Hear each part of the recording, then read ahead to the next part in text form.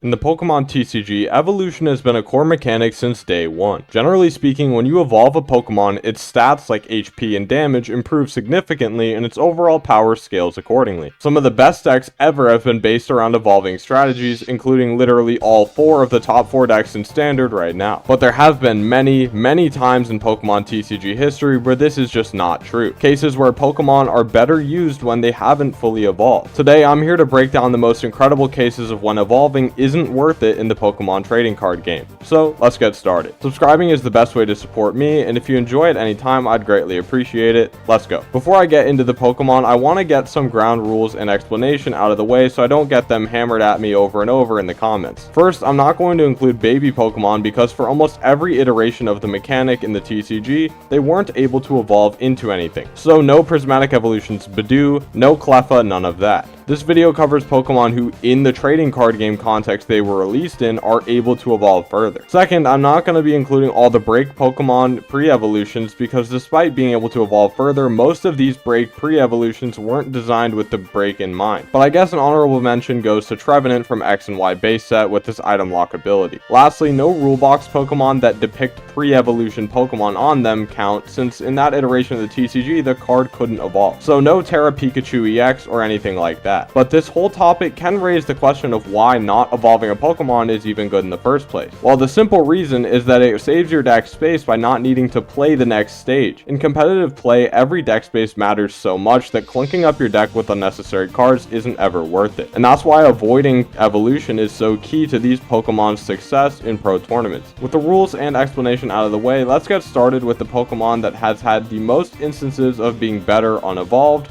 Joltik. Joltik is a Pokemon that evolves into Galvantula, and despite there being many good Galvantula cards over the years, Joltik has been so much better it's laughable, being the star Pokemon of 2 great decks. First is Joltik from Phantom Forces, a 30 HP basic lightning Pokemon with the Night March attack. Night March on Joltik costs 2 colorless energy and deals 20 damage for each Pokemon in your discard pile that also has the Night March attack. 2 other pre-evolution Pokemon in this set that were also better than their evolutions were Pumpkaboo and Lampent, both with the Night March attack. But it was really Joltik who was the star of the show in this archetype, since it attacked for 1 double colorless energy. With 12 possible Night March Pokemon, the damage output for 1 DCE was an all-time great number from a single prize Pokemon. And Joltik, Pumpkaboo, and Lampent laid their legacy as the faces of one of the greatest decks of all time. In Standard and Expanded, Night March was so good, fueled by Battle Compressor, one of the best item cards ever that searches your deck for 3 cards and discards them. The synergy is so obvious, and once Lysander's trump card was banned,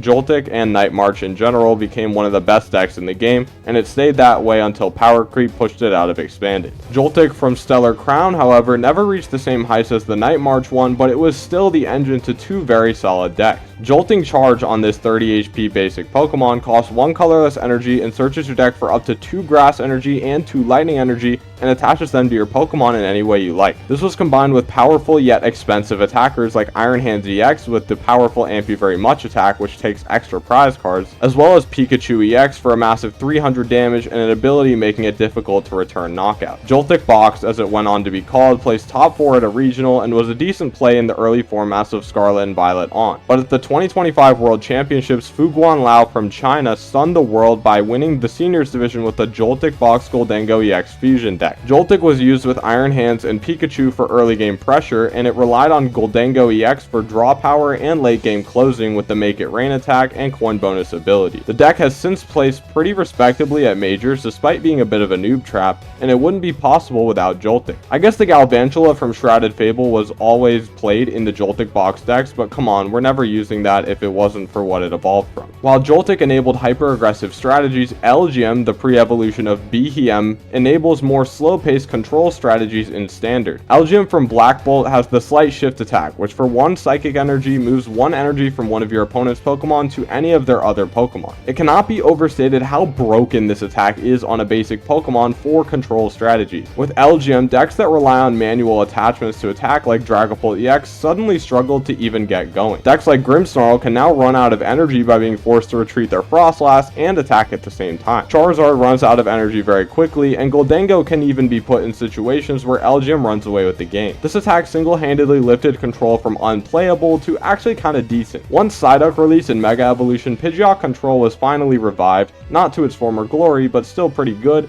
and Elgyem was a permanent 2-of staple in most lists. With multiple top 64 and 32 placements in control and even non-control strategies, Elgyem is just so much better than Behem, it's laughable. Funnily enough, another pre-evolution Pokemon was made better by its evolution through its use in control strategies. Pidgeotto from Sun and Moon Team Up has the Airmail ability, which looks at the top 2 of your deck, puts one of them into your hand and the other on the bottom. This is identical to Dracloak's Recon Directive ability, and if you've ever played Standard in the 2025 season, I don't need to tell you how good Recon Directive is. Pidgeotto only has 60 HP, making it very frail, but that actually works as a positive for it because it can abuse Professor Elm's Lecture. Elm's Lecture is a supporter that searches your deck for 3 Pokemon with 60 HP or less and adds them to your hand, meaning Pidgeotto was very easy to establish. Paired with Oranguru from Ultra Prism and its banned Resource Management attack that puts 3 discarded cards on the bottom of your deck, the Pidgeotto Control archetype was born. These decks aim to control the opponent's energy, deck, and hand to create unplayable situations in multiple variants. First, with Articuno GX and Crushing Hammers, energy weren't safe on any of the opponent's Pokemon. Second, with Reset Stamp functioning as a one-sided N,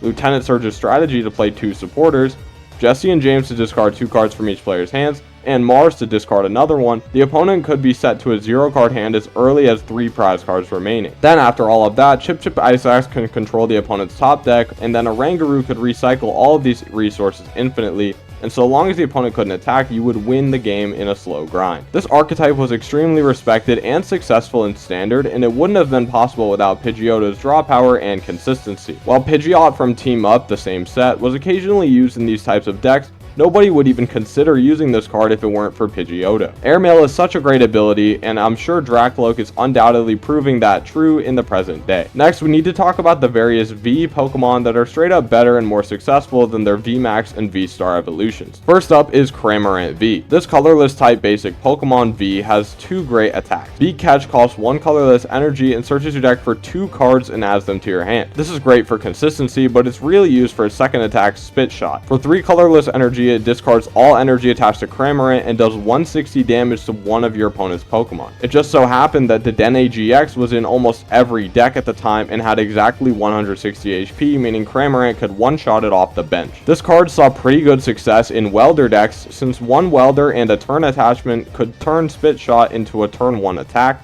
and with Fire Crystal recovering discarded energies, that was no problem either. On paper, this card isn't even that good, but when considering how broken Dedenne and Welder were, it's easy to see how Cramorant V had a great niche in Standard and even expanded format. Next up is Drapion V. I actually did a video recently on why counter cards don't really work in the Pokemon TCG. You can check out if you want more of an in-depth look on this one, but basically Drapion V found a role as a Mew VMAX tech card. Since Mew VMAX is one of the greatest decks ever, Drapion V was very successful as a result. It won the European International Championships in 2023 and was a staple of the meta from the day of its release until the day it rotated out of Standard. It's even seen play in Expanded, and funnily enough, even after Mew VMAX rotated, used in Lugia V-Star as supposedly a Gardevoir counter, but that was really weird, I don't know. Rotom V was actually pretty bad when it first released, but eventually players caught on to how strong it was. It is only used for its instant charge ability, which ends your turn while drawing 3 cards. This card found a permanent home in setup evolving decks and control decks like Charizard EX, Dragapult EX, Snorlax Stall, and Pidgeot Control,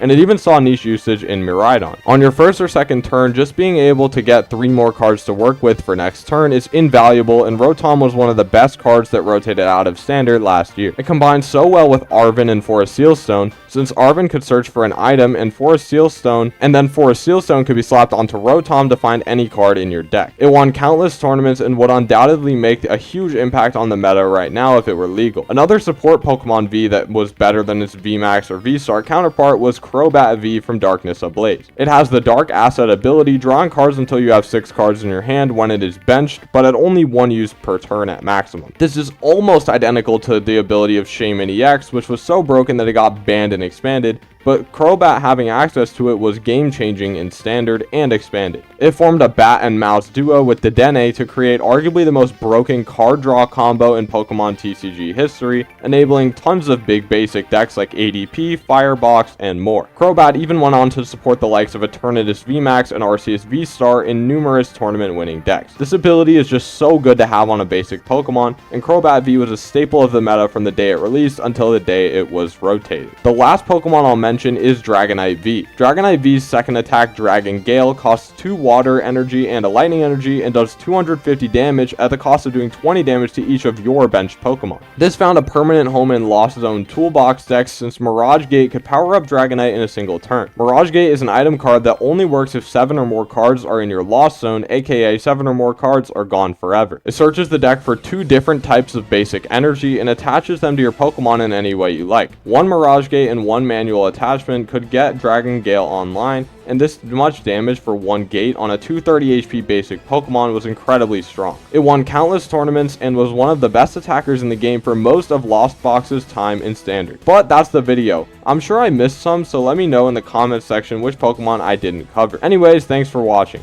Subscribing would be greatly appreciated, as it's the best way to support the channel. Anyways, take care, have a good one, bye.